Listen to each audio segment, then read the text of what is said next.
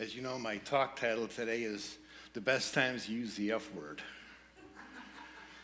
And in my 74 short years on this planet, I know I've been on other planets, but on this planet, I found that there's times when the F word is exactly what you need to say. It expresses exactly how you're feeling and what's needed in the moment. It's a dirty word to a lot of people. It's definitely a dirty word to the ego, but it's got to be said, and especially in church. Forgiveness. Did you think I would say something else? It is a dirty word to the ego. The famous author, her name is anonymous. She's written a lot of stuff. But she once said, the truth will set you free, but first it's going to piss you off. Well, forgiveness has gotten a really, really bad rap, especially in the Christian faith. We've been taught, okay, let me put it this way. This is how I've been taught. I've been hurt, I've been abused, I've been insulted by you, or hurt by you, or betrayed by you, and I'm supposed to say, I forgive you, and turn my mind and say it never happened because you didn't know any better? Or maybe you were abused as a child, or you were broken, and I'm the better person, so I can forgive you. Or that's what Jesus would do. Ugh. There's a pamphlet that was written after the Course in Miracles called The Song of Prayer. And Jesus talks about this type of forgiveness. He has a phrase for this type of forgiveness, where I forgive you because you're broken, and I'm a little bit better, or I'm Christian. And the phrase he uses is forgiveness to destroy. I love that term. This is forgiveness to destroy. I forgive you, and in the process of forgiving you, I'm destroying you. Because what is going on is saying, I am better than you. We are not brothers. You're different than me. You're below me. But I let you go. I've done day-long workshops on forgiveness. Hopefully I'll be done by 2 or 3 this afternoon with this talk. We forgive too soon. I forgive you. And then for years, it gnaws at us. Am I the only one who has done this one? The reason I am so in love with forgiveness and so in love with you guys is because I want you to have what I have. I've had hell with my mother. And it wasn't until my 30s when I realized how much hell, and I really began to work on my forgiveness. But true forgiveness sneaks up on you. True forgiveness sneaks up on you. And here's what I tell people. Don't forgive. Don't forgive. Be willing to forgive. I'm willing that one day I will be able to see you as a brother or a sister. But right now, no way. Do you hear what I'm saying? I want you to hear this. Take a breath, please, on this. Do not forgive. Because forgiveness has nothing to do with the perpetrator. The forgiveness has everything to do with you. You were the one that was hurt. You're the one carrying it around. And many times the person who hurt you went on their way and they didn't even know. And 20 years later, you're still thinking about that person. Does this make sense? Okay? Course in Miracles calls forgiveness the key to happiness. Because it is. There is a place, I have to tell you, where your mind is quiet and you're not thinking about past hurts or hurts I've done to others. You know, in the early years of IBM, a manager made a $10 million mistake. And he was like marked. All the other executives and managers kind of stayed away from him because they knew he had a black mark on his forehead. $10 million mistake. This guy's, bad news. And he was sitting in his office one day when the president of IBM walked into his office. And he looked up at the president and he said, "So I guess you're here to fire me?" And the president said, "Fire you? I just spent $10 million training you." Yeah, how do you think that manager felt? You know? And it's true. We do not know what's going on. Joel Goldsmith says, "Forgiveness is not the rewriting of a story. It is the recognition that the story never touched the truth of what you are." It's not rewriting the story. It's a recognition that the story, what happened, never touched the truth of what you are. This is what I want to get to today. It's about restoring. We talk about authenticity in this church. It's about restoring our authenticity. And you know, sometimes when I was learning, a lot of my authenticity was, I am really angry here, or I am really hurt. You know what I'm saying here? And I'm not talking about boo-hooing for 60 years. I'm talking about boo-hooing and getting off it. Like, what's the next step? Cry again? Okay, what's the next? Whatever. Take your steps. But ultimately, when we begin to realize that whatever happened in our life, it didn't affect who we are. Edwene Gaines, the prosperity teacher, I don't know if you know her or have heard of her. She has a little exercise to determine whether forgiveness is needed. If you want, you can do this exercise with me. All you got to do is look down and ask yourself this question: am I in a body? If the answer is yes, forgiveness is needed. Why? Because if you're in a body, you perceive the world through your eyes. Not your eyes, not your eyes, and your eyes. And I don't know why you said what you said to me. I just know how I perceived it. Does that make sense? And so in this world, people will step on my toes. In this world, I will step on people's toes, unconsciously or consciously. You know, there's some people, whatever. It doesn't matter. Yeah, it happens. We're in a world, when we're in spirit, we know. Hey, you're loving, you love. You're my brother, cool. You're my sister, great. But in spirit, no, I don't like you. And that's okay. A Scotsman moved to America and he got an apartment. And one night his mother calls and she's talking to him and she goes, "So how you doing?" He goes, "We're doing good, Mom. How are the neighbors there?" He goes, "They were a little bit weird. One guy on one side bangs his head against the wall all the time. And the other side is this lady who just moans and cries all day. And the people upstairs, they're always banging on the floor." And the mother says, "Whoa, I think you should kind of keep yourself from, keep away from them." And he says, "Oh, I do. I keep away from all of them. I just sit in my apartment alone and play my bagpipes."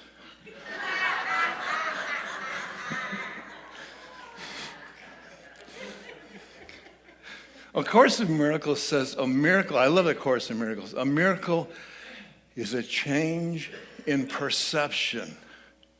A miracle is a change in perception. Forgiveness is a change in perception. I'm going to give you the bad news and the good news right now. Because this is the hard part. There will come a time when every person in your life you love, that you maybe see your part. I'm not saying you haven't been through some tough stuff. There are some people, when I would say, are you willing to forgive? I would say, Okay, and you say, yeah. How long do you think it would take for you to get to a place that you totally forgave this person? 10 years? 3 minutes? A lifetime? 5 lifetimes? 50 lifetimes? I don't care. I don't care. Because as soon as you say, I'm willing to forgive, the angels go, done. Because time does not matter. Time is not true. So if it takes 50,000 lifetimes to forgive that person, it's done. They're going, oh, good. And give yourself 50,000 lifetimes. There are some, I'll give you an example, Adolf Hitler. I still have, but over the years, I began to see him slowly as he may be my brother, who really didn't know what the hell he was doing. Slowly, but I'm not there. You know, I went to Germany 40 years ago, and I remember I didn't even realize I had unhealed stuff with Germans until one night in Munich, it hit me, and I literally was in my bedroom, and I threw up the windows, opened the windows, and took a deep breath because I thought I heard gas seeping into my room. This is how silly this is, because I'm from Poland.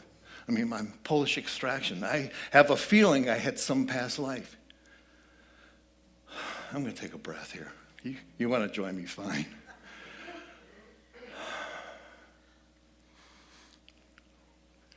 So don't let those people off the hook.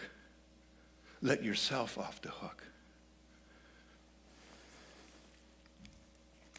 It is not about forgiving and forgetting. It's about you remember the hurt, but it no longer has those cat's claws. You know, you remember it and you go, oh, yeah. You know, Carolyn Mays, in Anatomy of the Spirit, she said every instance of a disease going into remission or healing had an aspect of forgiveness in it. There was a point where the person had to let go of all their stuff and say, you know what, God, I don't know why. I don't know why that person hurt me. I don't need to know why. All I need to know is I'm hurting. And then stop hurting myself. And so we work on our forgiveness. Anyone here work on our forgiveness? No hands. Oh, okay. All right. And so, you know, like I said, when I became aware initially of my anger towards my mom, which I didn't know. I always loved my mom, but I didn't like her. And we had, I'm not going to go into our stuff. And I did group therapy, screaming in the pillows, breath work. We're going to work all this stuff out. Counseling, we did all this stuff. And they all helped because I had to give a voice to my anger. I had to give the voice to my whatever. But here's the big but, okay? Never wrestle with the pig. You both get dirty and the pig likes it. And the ego loves all this stuff. There's nothing, I'm telling you, you have to do it if you have to do it. But there comes a point where you stop wrestling with the pig and we claim our power. As I said, forgiveness sneaks up on you. I remember at one point, after years of therapy, I remembered my mother giving me my 16th birthday. I remember the food she used to make. I remember the wisdom she imparted on me. I remember all the stories she used to tell me. She was slowly stopping being that dragon and becoming a person, becoming a sister. Do you hear what I'm saying? It sneaks up on you. Let it sneak up on you. You don't have to work on letting the other person go. So,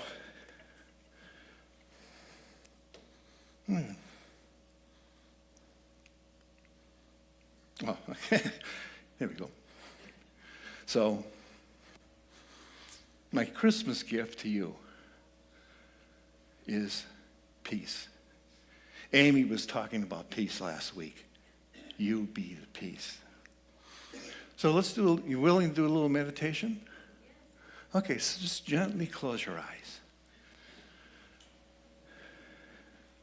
And just bring to mind, if you have anyone that upsets you or you're a little bit angry with, I don't care if a little bit or big or whatever, but gently bring them to mind, and you'll find that from your heart to their heart, there is a cord. Because when they hurt you, they grab something within you. And what is happening is you are sending your energy to them every time you think of them. You are literally using your life essence. Just take a breath and just feel that. And your guardian angel is standing next to you and hands you a pair of golden scissors. And just cut that cord. Snip. And tell them, this is my life energy. You have no right to it. And I'm claiming it back.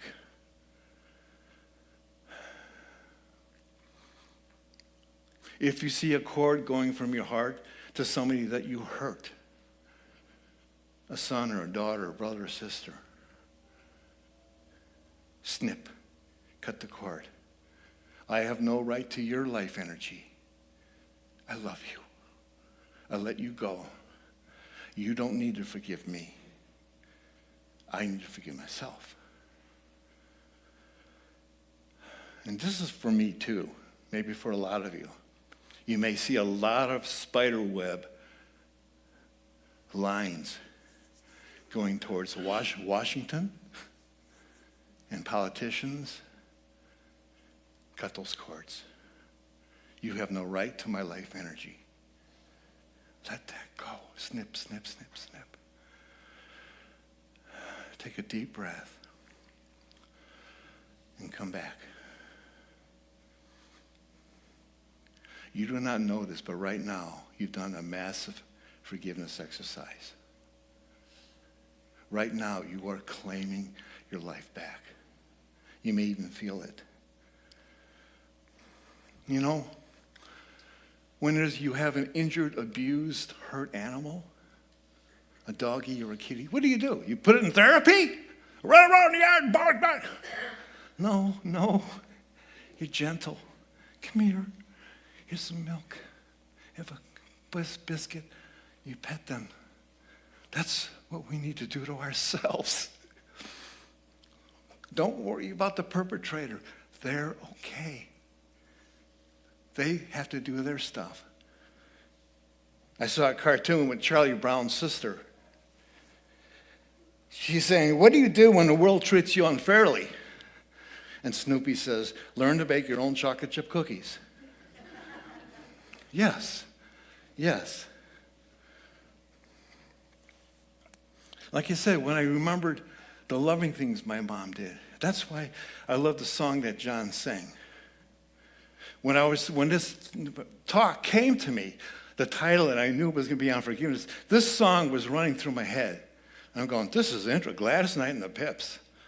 Interesting song. But it was like, you're the best thing that ever happened to me. I'm going to cry here, but there'll come a point in every one of your lives when the person who hurt you the most, you'll be able to sing that song to them. And I don't care if it's 50 lifetimes. Do you hear what I'm saying here? Take your time. But it will guarantee you that. Why? Well, as Unity says, we are all one spirit. How can we all be one spirit if I still think you're a jerk? But if it takes me 50 lifetimes, I'm giving myself that. Do you hear this? I don't want you to sit there and I have to forgive it because Jerry said so. No. Take care of yourself. So, you guys up to a Christmas challenge? I want to see some hands. I want to know if anyone's here. Okay, oh good. Okay, except I had one hand, I would say, I'm going to tell you what it is. This is my personal Christmas challenge to you. No. No, not Christmas challenge, Christmas opportunity. Okay? And this is the challenge. Every day, at some point in the day, you will consciously do something that's loving to you alone. That's all. Once a day, you will consciously, not unconsciously, do something loving for you. You know, last month, Amy had those little candles, flicker candles. I love that. I have that. I turn it on every now and then to remind me that Christ's Spirit is alive in me. Or Tony Crowder's The Mirror. Look into your eyes. It takes 2 minutes. Once a day, every day through Christmas, once a day, consciously say, I'm going to do something loving for me. My idea of putting it in the envelopes, put $1 into an envelope towards a dream that you have. Peace be to you. Sit on the couch and tell yourself 5 things you love about yourself. Oh, some of us have a hard time with that one.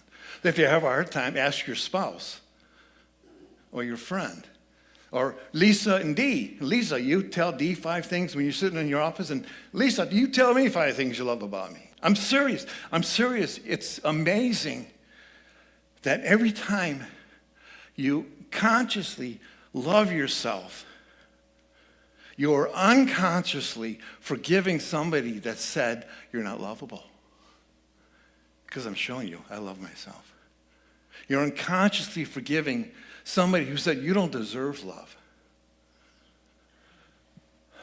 You're unconsciously forgiving a father or mother who didn't know how to love you. And now you are loving you. You are showing them, here's how I needed to be loved, Dad. Does this make sense? Yeah. And here's the good part. If you forget a day, set your iPhones. Set your iPhones every day, ring at noon or something like that, just to say, love myself. So it reminds you. And if you forget a day, this is the thing I really like. If you forget a day, oh, I forgot to do it yesterday. Celebrate it. Yay, I forgot that I screwed up. This is a chance to forgive myself. I screwed up. Go out, buy yourself a dessert or something, and slowly eat it. And as you're slowly eating that dessert, you're telling yourself 5 things you love about yourself. As you're doing it. Drives the ego nuts. Because the ego's going, you don't do it right, and you're loving yourself. The ego does not know what to do with that. This is how we heal. Love and acknowledge your wife, your spouse, your kids. It was many years ago, I was helping teach a 6-month class. It was 6 months long, very confrontive, very ego-busting, based on the Course of Miracles. It was like hell on wheels, because it was like, it was hard. And after one day, one class, I was helping teach this class, and it was a hard class. People were screaming, people were yelling at us, people were hating us, people were loving us. It was just 8 hours of craziness. And I was going home, and I thought, I need a movie. So I went to the Blockbuster or whatever, and I'm saying, well, what kind of movie should I get? And my mind's going, you should get something good, like an Oscar winner, an Academy Award winner. Get The Sound of Music or Schindler's List. Get something good. And I remember taking a breath and going, nah. And I got 2 movies that night, and they were perfect. The Terminator and Dirty Dancing. And it was perfect, because I watched The Terminator, and I was, with all the stuff that was going on. And then I watched Dirty Dancing, which was about aliveness and sex, and it was wonderful. It was like perfect. Work at that. Do you hear what I'm saying here? If there is a movie that you secretly want to watch, and you're ashamed of what other people would think, boy, rent it. If there's a book you secretly want to read and you're afraid what people will think, read it. Do you hear what I'm saying here? It's like feed your soul. You may watch the movie, you may watch 20 minutes of it and go, okay, this is dumb, I don't like it. But you've got that out of your system.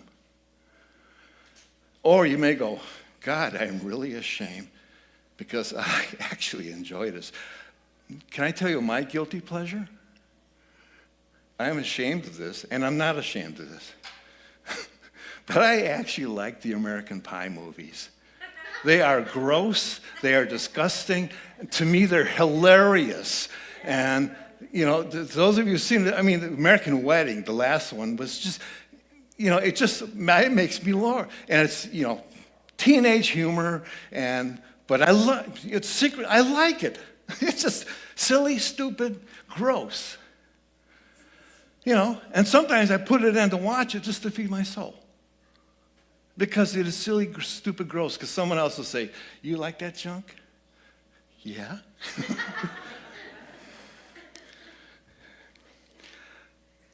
And here's my wish for you.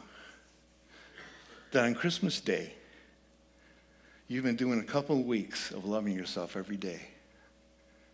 And on Christmas Day, you're sipping your coffee, your tea, your eggnog, or Manhattan, whatever. And your mind is quiet. Your heart is quiet. And you look down and you go, oh, I'm still in the body. So there'll be more forgiveness to come. And I can let that go. Because now I know how. I'm not in hell anymore. The Christ in the manger is in my heart. And I remember. A Course in Miracles says, this Christmas, give the Holy Spirit everything that would hurt you. This Christmas, give the Holy Spirit everything that would hurt you. Gift wrap it if you want. Your grudges, your hate, your pain, whatever. Give it to the Holy Spirit. Let them just say, oh, thank you. And then watch it slowly disappear.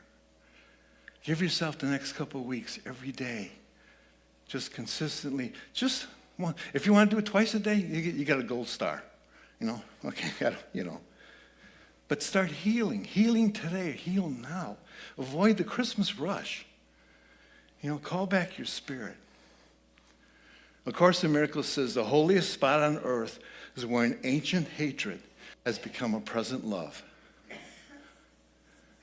And you will find, I don't care if it takes you 10 millennia, but every person in your life is your brother or sister. So I'm just going to close with some good news, bad news. The bad news is there is no key to the universe. The good news is it's never been locked. Bless you all. Bless this church. Namaste.